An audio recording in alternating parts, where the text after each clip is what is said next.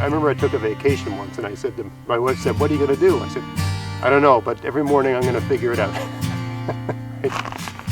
That's for me, that's the state of mind I like to be in, to be at peace. And of course, everyday life you can't be like that, but on my weekends I like it to be like that as much as possible.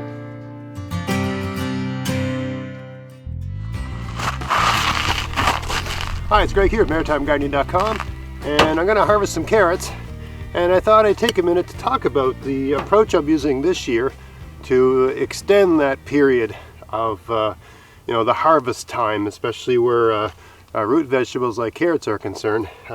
Anyone that keeps a garden, especially a large garden, well, I guess it depends on your personality or whatever, but there are times when you can be overwhelmed with just keeping up with, not necessarily maintaining the garden, but dealing with everything that's coming out of it. There's certain times of the year where you kind of have to pick everything, or at least most of the time, and then you're like, and then you got to do something with all that stuff before it goes bad, or you've wasted all of that effort, sort of thing, right? So one thing I try to develop in maintaining my garden is ways to extend those periods. So instead of having to do it all in 1 week, what if I could stretch that period out over 3 weeks? Then I can just do it in dribs and drabs when I feel like it, when I'm in the mood. I don't like my garden to feel like it's another job, another set of obligations, another set of tasks. I mean, I live a fully functioning adult life with all the responsibilities and commitments pertaining thereto, and I don't need any more of that. I try to keep I mean, some people like that, it gives their life structure. For me, it's like a constraint. It goes against my better psychology, sort of thing. I like to, an ideal day for me is a day where I wake up and say, what do I feel like doing today? And I figure that day out as it goes along. That's a great day for me. I remember I took a vacation once and I said to my wife, said, "What are you going to do?" I said, "I don't know, but every morning I'm going to figure it out." Right? That's for me, that's the state of mind I like to be in, to be at peace. And of course, everyday life you can't be like that. But on my weekends, I like it to be like that as much as possible. As much as that's possible when you got a wife and 2 kids and a full-time job and a YouTube channel. So that's what I've done here with this. I've got the carrots, and I mean, lots of people put bales of hay over the carrots to extend the harvest period. That works. For me, I don't have a ready supply of that. I'd have to drive out of town to a farm store and buy one of those. Like those, the closest place I can think of where I could buy something like that is maybe a 35-minute drive for me, and I'd have to buy it. And then eventually that bale of hay would just be a source of a mulch or compost for my garden, which is useful, but I mean, I don't like paying for mulches and compost materials. I like getting them for free. So with that option, if I had a free source of bales of hay, that would be attractive to me, but I don't.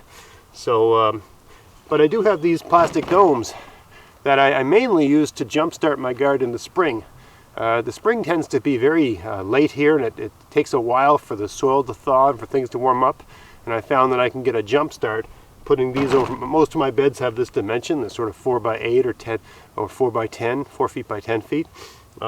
So I find putting one of these over a bed thaws the soil out earlier, speeds up germination, makes germination more successful.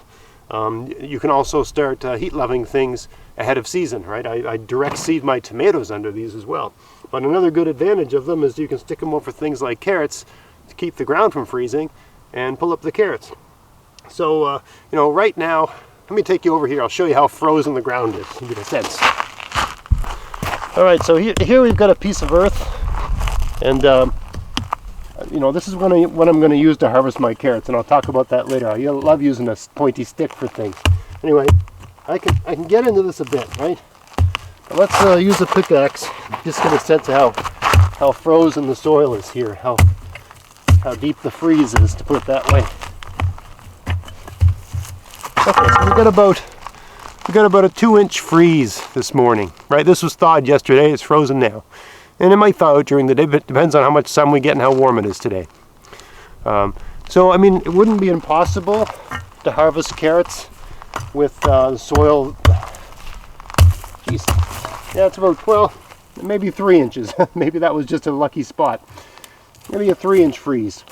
Anyway, that can cause problems for harvesting carrots. It's not impossible, but makes it a bit of a pain. Certainly if you're trying to do it using a little stick. Where did that go? Where's my stick? There it is. Alright, so we're back here where I got my carrots. And just a weird little couple jammed on there to keep that from blowing away.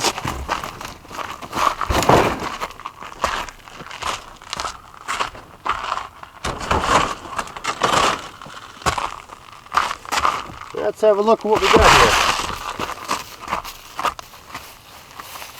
here. Okay, so the soil here is not frozen at all. Okay, so that's certainly a lot easier. And I thought I'd dig a few of these up while I had the camera running. This variety of carrots is an open pollinated variety. So a lot of people talk about you have to use heirloom, or you have to use open pollinated, or whatever. I use heirloom, I use open pollinated, I also use hybrids, because sometimes hybrids have great qualities. The only disadvantage with hybrids is you have to keep buying them. Now for me, for carrots, I've never been over, in order to save carrot seeds, the carrot has to survive the winter. It'll go to seed the second year. Whenever I leave carrots in the ground here, they go to mush.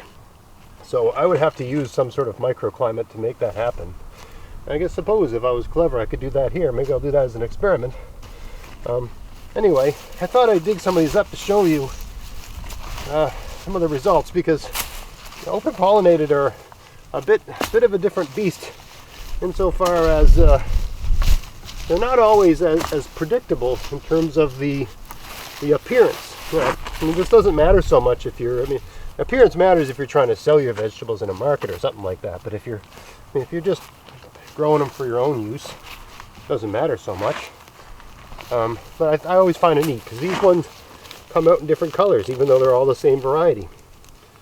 So here, there's a good example right there.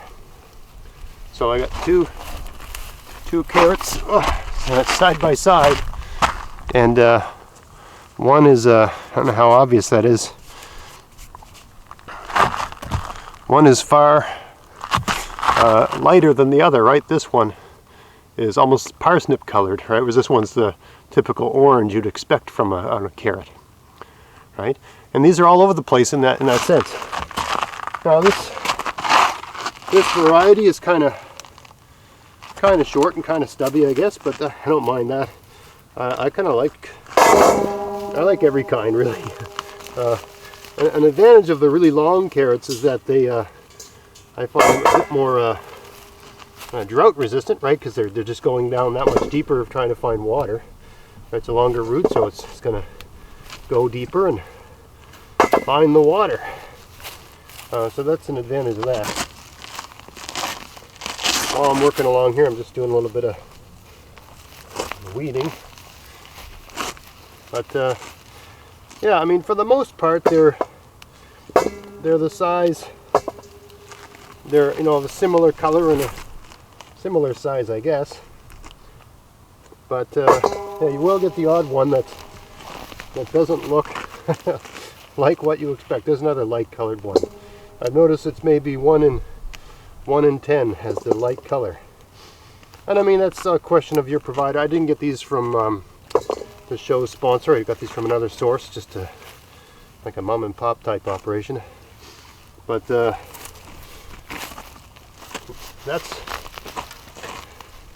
that can be the result. And if that happens to you, it doesn't mean something's gone horribly wrong. That's just variation, and that's all that is. It's an expression of variation, which happens in nature, right? That's good in a sense. Maybe it's just a random thing that can happen. So it's not the end of the world. And I haven't found the lighter colored ones taste any better or worse than the darker colored ones. There's no problem associated with that. I have not. There's a super white one. This was a complete low maintenance carrot garden. I really didn't properly thin these. They'd probably be a little bit bigger if I thinned them a bit better. Look at that, a worm. to give you a sense of, you know, still got worm action happening here because I've kept the soil kind of warm. Yeah. Now I'll put that dome back on, and this way I don't have to be worried about the soil freezing up and everything getting frozen in place. Because for me, where I live, especially for carrots, you can't, at least it's been my experience, you can't dig them up in the spring. If the carrots get frozen in the ground, they stay there all winter, they just turn to mush here. So maybe there's a variety that doesn't, I don't know, but I've never had it happen. The times I always leave some on the ground just as an experiment, they always turn to mush, like they've been boiled for hours. That's the effect of it, the texture of them. So they're really no use. I mean, I guess they have some caloric value, I suppose, but they're basically worm food. So anyway, just one more little trick and a little observation of the open pollinated. Sometimes you get a bit more variation than you might expect, and that's not a problem. It's kind of fun and it's interesting, but just for those of you that haven't noticed that, I can't remember if this is an heirloom variety. Heirloom variety are open pollinated. It's just an open pollinated variety that's, you know, been around since World War II, or I don't know what the date is, but basically an heirloom variety of a vegetable is an open pollinated variety that's been around a long time. There's new varieties being developed all the time, and when they get a variety stabilized such that it stays true to type when you save the seeds, then it becomes an open pollinated. If it, you know, or if it's a hybrid, it's raised for other reasons, and there's very unlikely to stay true to type if you save the seeds of the hybrid. But sometimes you get very desirable qualities with the hybrid. It grows bigger, it's more of one color or another, a certain flavor, it's drought resistance or whatever, disease resistance, pest resistance, whatever you're looking for. And that's a whole nother topic, and I don't want to get on it.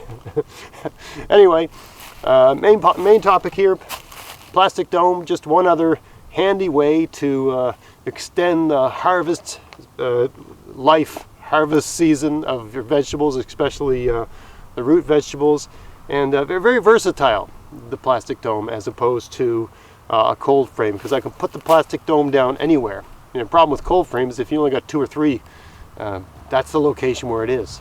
Right? I can pop one of these plastic domes over any one of my beds, which gives you more options for rotating things and growing different things in different locations, right?